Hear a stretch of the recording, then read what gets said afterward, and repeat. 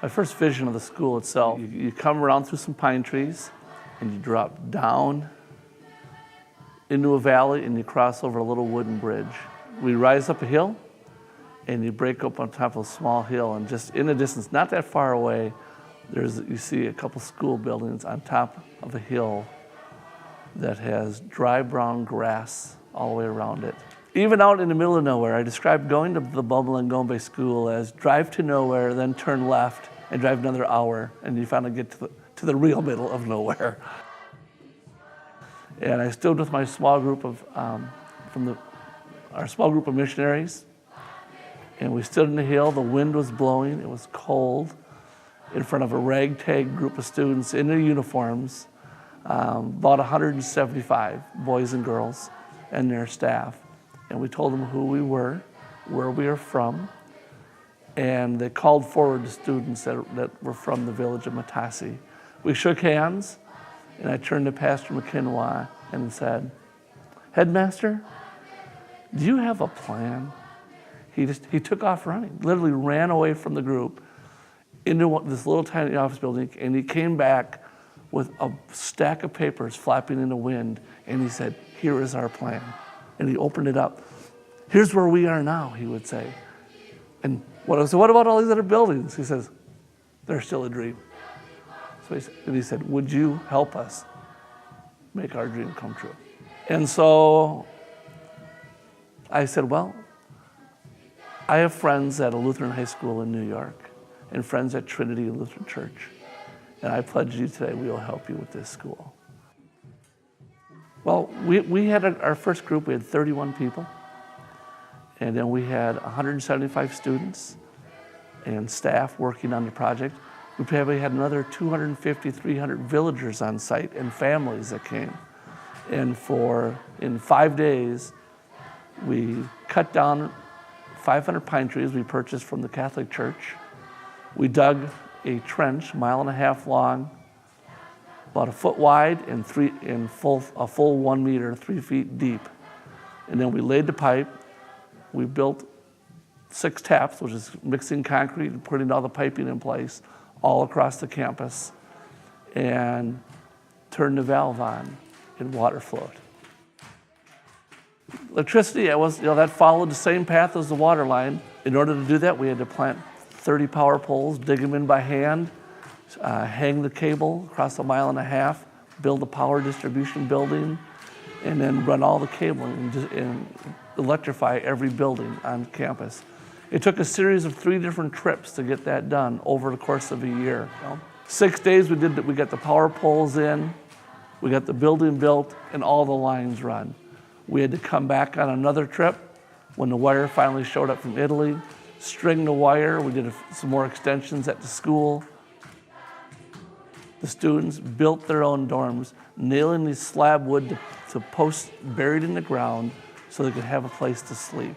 They fit the boards together the best they can with these half logs, and that's a dirt floor, and they built homemade bunk beds. It looked like a treehouse inside, all the way up into the rafters. They sleep students 2 people to a bunk. So in our normal concept, when we think of a bunk bed, over there, that sleeps 4. Head to toe on the bottom and head to toe on top. We're at 6,500 feet of elevation at this school. It's in the highlands. And in the evening, the cloud deck lowers down, and the temperature drops. The water is pulled out of the clouds and condenses on the rooftops, on trees, and on the ground, and runs off the roofs. So it's very cool at night. It's on the knob of a hill. The wind blows, it's cold. A church from Germany helped get the start on the girls' dorm, but they ran out of funding. We helped get the boys' dorm built and complete the girls' dorm. In order for these students to take their national exams, for the opportunity to go on to vocational school, nursing school, or university, they have to be administered and be taken in a proper facility. And that multipurpose hall is the proper facility. It's large, it handles all the testing, it's a multiple classroom. They have study halls, they do English training in there. It's also where they do their theater, their production, general class assemblies when the weather's bad. It's where they eat their meals when the weather's bad outside and it's raining out. So it's the kitchen, it's the storage room, it's the auditorium, it's a classroom, it's a test-taking area, it's the clinic, the on-site clinic we have started, the dispensary. So it is truly a multi-purpose hall. It's like a quad on a college campus. There's the central parade ground and gathering space surrounded by buildings, anchored by the current classroom, which will become the new administration block. And at the far end will be the new science lab. It's been a kind of a broad effort, but it's really been focused and come out of Trinity. And Trinity members and community members traveling over twice a year. That's unheard of. In churches in the St. Paul Synod, where they go once every 3 years, or maybe once a year, or once every other. We've been going twice a year with major projects in mind to help our partners make that dream come true. For years, I guess we've heard the expression, we're all part of a global village. As Christians, we are called in the Great Commission to go, therefore, to all nations, to love and serve and spread the gospel. And part of that gospel message is love. We are first and foremost called to love ourselves and love our God and love our neighbor. And if we're not doing that, if we're not loving our neighbor and helping them meet their needs, then we're really not living out our gospel proclamation. It's not. We can keep telling them over and over, Jesus loves you, and their child dies. Tell them Jesus loves you, and they go uneducated. We tell them Jesus loves you, and they're hauling buckets of putrid water up 400 feet to drink. Didn't make sense. When I went into missions, it connected my faith. My faith became real.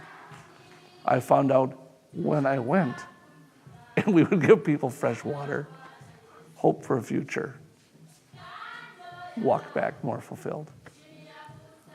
Wow, I went to give, but I received more. What did I receive in return? A changed heart, changed passion, new desire. Going as a missionary or sending someone in your place connects the dots, makes the gospel message real.